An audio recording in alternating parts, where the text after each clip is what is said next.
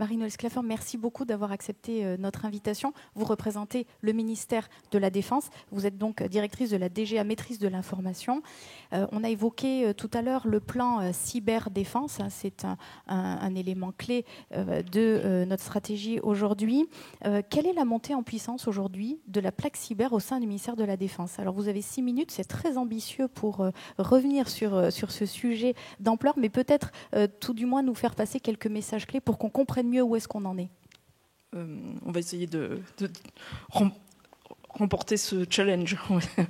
Je ne vais pas revenir sur le livre blanc et sur la LPM dont il a été déjà abondamment question. Peut-être un peu plus vous rappeler l'existence du pacte défense cyber qui a été publié en 2014 par le ministre de la Défense et qui sous-tend la montée en puissance de la plaque cyber du ministère. Un chiffre associé à ce pacte cyber qu'il est important d'avoir en tête, c'est 1 milliard d'euros sur la durée de la LPM, consacré pour moitié aux équipements et à la recherche et pour moitié aux ressources humaines, à l'augmentation des ressources humaines. Alors ce pacte comprend 50 mesures. Je ne vais pas me lancer dans une énumération de chacune de ces mesures, ni même un compte-rendu de points d'avancement de chacune de ces mesures, mais juste citer quelques exemples qui, j'espère, contribueront à l'optimisme de cette journée pour montrer que nous sommes en ligne avec le plan tel qu'il avait été prévu et que la montée en puissance continue à bon rythme. Et je comprends qu'elle continue aussi grâce au vote de la loi de finances avec l'augmentation des effectifs prévus. Je vais commencer par quelques exemples dans le domaine de la préparation de l'avenir, qui est le cœur de la mission de la Direction générale de l'armement, avec l'effort qui est fait dans le domaine de la recherche. De 2012 à 2017, la DGA a triplé le montant annuel consacré aux études amont dans le domaine cyber, parce que nous sommes passés de 10 à 30 millions d'euros. C'est significatif. Je peux rappeler aussi l'accord général de partenariat qui a été signé fin 2014 avec la région Bretagne, le CNRS, l'INRIA et 9 écoles ou universités, et auquel la DGA et la région Bretagne consacrent un effort spécifique de 12 millions d'euros sur 6 ans. En particulier, cet effort porte sur le financement de thèses, et nous venons là tout juste de signer une série de 8 contrats pour la rentrée 2016.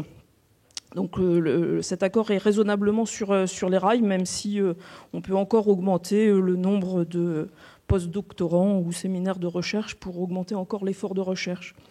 Je voudrais aussi citer la mise en place du LHS à l'INRIA, auquel nous sommes associés, qui sera un outil de recherche particulièrement précieux dans ce domaine.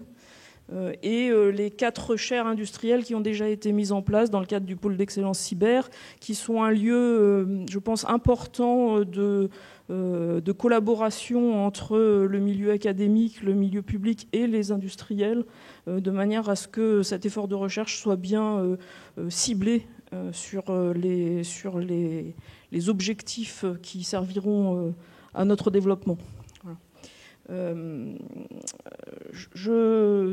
Toujours dans l'effort de recherche, je pense qu'il faut aussi citer le dispositif RAPID, le régime d'appui à l'innovation duale, qui est un effort en direction des PME et entreprises de taille intermédiaire innovantes, porteuses de projets d'innovation duale, alors pas spécifiquement cyber, mais il se trouve qu'il en a déjà été largement question, la cybersécurité c'est intrinsèquement un sujet dual, et que par conséquent de nombreux dossiers et projets peuvent être portés dans ce contexte-là.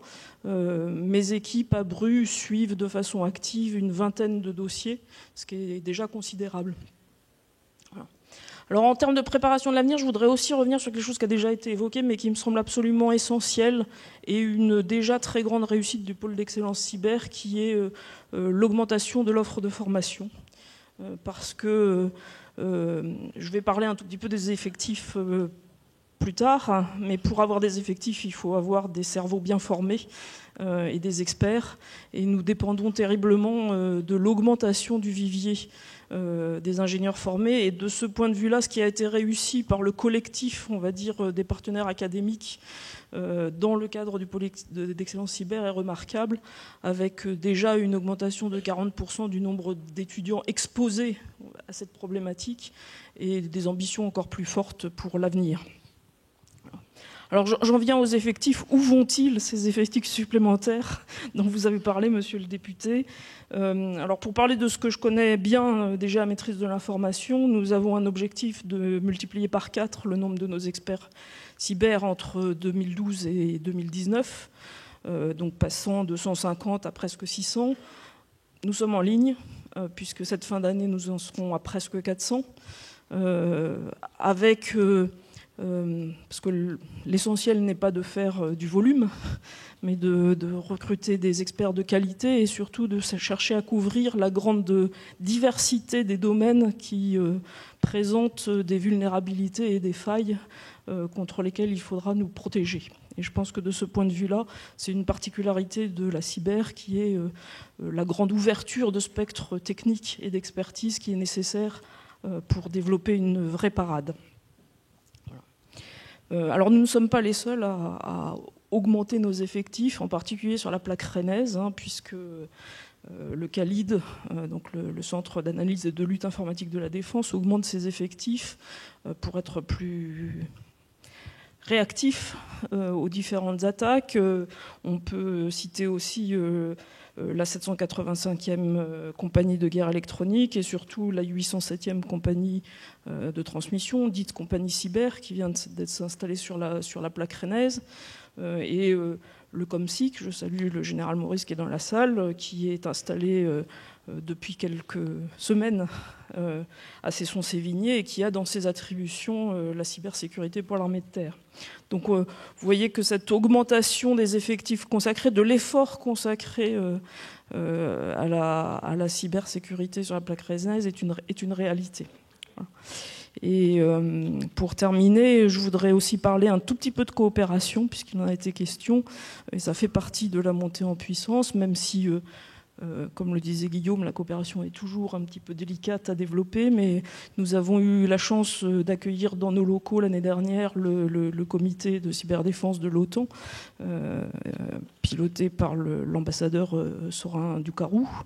Nous avons eu aussi plusieurs colloques du ministère de la Défense dans lesquels il y a eu des échanges fructueux avec les différents commandements cyber des pays qui y participaient et des accords de partenariat qui sont noués avec différents pays au sein de l'OTAN, notamment l'Estonie qui est un des partenaires importants, mais aussi en dehors de l'OTAN, puisqu'il n'y a pas de frontières à cet espace, donc notamment fort intérêt des Japonais en ce moment pour de la coopération. Merci beaucoup, Madame Schlaffer. Merci.